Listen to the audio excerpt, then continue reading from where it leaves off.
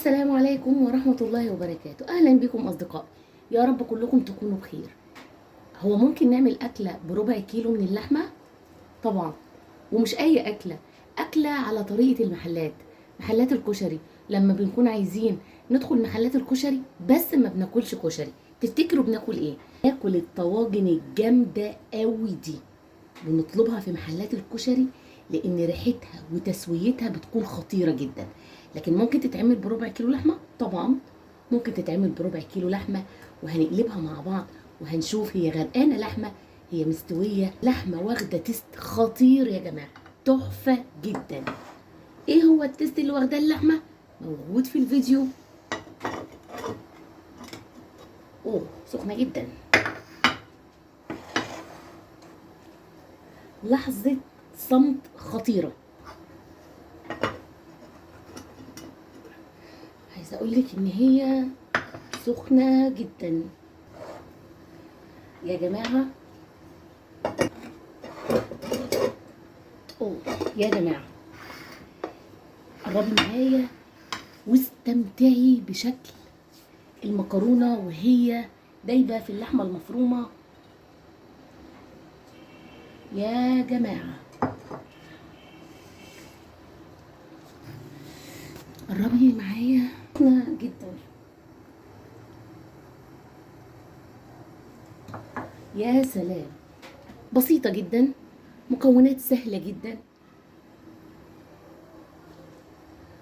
مكونات سهله جدا، طريقه بسيطه جدا طلعت لك التحفه دي بالريحه. والله يا جماعه الريحه الريحه حلوه جدا، والريحه سببها البهارات وتيست البهارات. اتعملت ازاي والتيست اللي خلاها بالحلاوه والجمال ده؟ ادخلي معايا الفيديو، ادخلي معايا القناه، تلاقي المكونات سهله جدا وبسيطه. تفتكروا ممكن نعمل اكله ب 250 جرام من اللحمه المفرومه؟ نعمل ايه؟ هنعمل اكله حلوه جدا، لكن محتاجين فلفلتين اتنين، واحده سبايسي وواحده بارده. دول بصلتين اتنين هستخدمهم الاتنين بس على مرحلتين اتنين. وده نص كيلو من الطماطم، حوالي 5 فصوص من الثوم، وحوالي معلقه من الدهن الضاني. الاكل عباره عن ايه؟ الاكل هنروح نعملها على النار. طاسه على النار، هضيف عليها معلقه من الزيت، هنزل عليها بمعلقه من الدهن الضاني. الدهن هيديها تست، هيديها ريحه، هيديها طعم مش طبيعي. هنزل بربع كيلو اللحمه،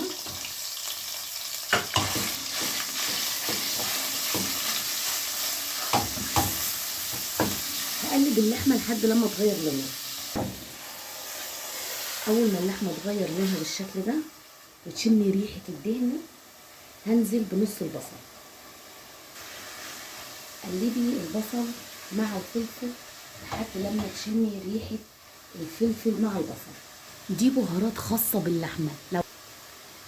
لو عايزه تعرفي ايه البهارات دي، زوروني في قناه مطبخ اكله وسفاهه. البهارات دي بهارات عطريه خاصه باللحمه، ما بضيفهاش على اي شيء غير اللحمه. هنزل بمعلقه من الملح، اقلب المكونات مع بعضها وهسيبها على النار حوالي 5 دقايق.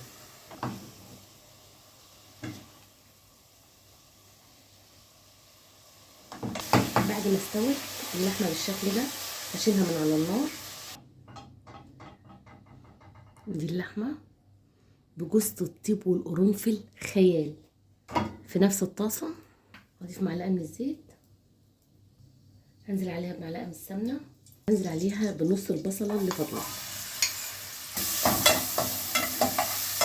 اول ما يصفر البصل هنزل عليه بحوالي 5 فصوص من الثوم. اقلب لحد لما اشم ريحه الثوم القويه. اول ما يحمر الثوم وتظهر الريحه القويه، هنزل بنص كيلو من الطماطم. هضيف عليها مكعب من المرقه، معلقه صغيره من السكر، نص معلقه من الملح. سيبها تتسبك وبعدين هنشوف هنكمل الوصفه ازاي. اول ما تتسبك الطماطم هنزل عليها ب3 كوبايات من الميه حسب تسويه المكرونه، وعلى حسب كميه المكرونه اللي تسيبها تغلي، وبعدين هنكمل الوصفه مع بعض.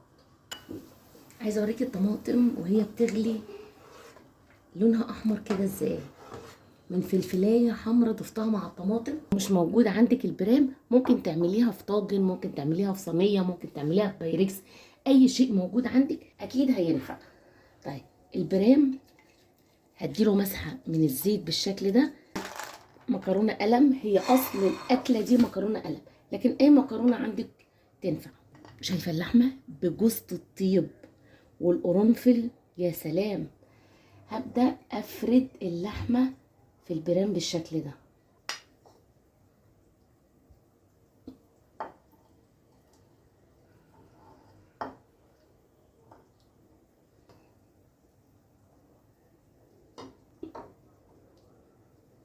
هبدا انزل بالمكرونه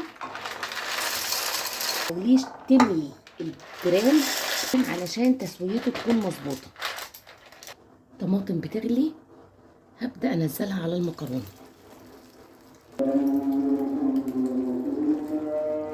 هبدا اغطيها وادخلها الفرن، تفضل في الفرن حوالي 40 دقيقه على درجه حراره 180. طالما هتغطي البرام يبقى ولعي من فوق ولعي من تحت عشان المكرونه تغلي وما تتكسرش معاكي. ضيفه على الرف الاولاني للفرن وهسيبه 40 دقيقه لما المكرونه تستوي. طلع من الفرن، يا سلام يا جماعه، والتسويه والريحه بتقول حقيقي انا استحق زياره قناه مطبخ اكله وسهران. وبكده اقول لك استمتعت جدا معاكي بالفيديو، يا رب اكون فدتك ولو بمعلومه بسيطه، واستودعكم الله واشوفكم فيديو تاني جديد.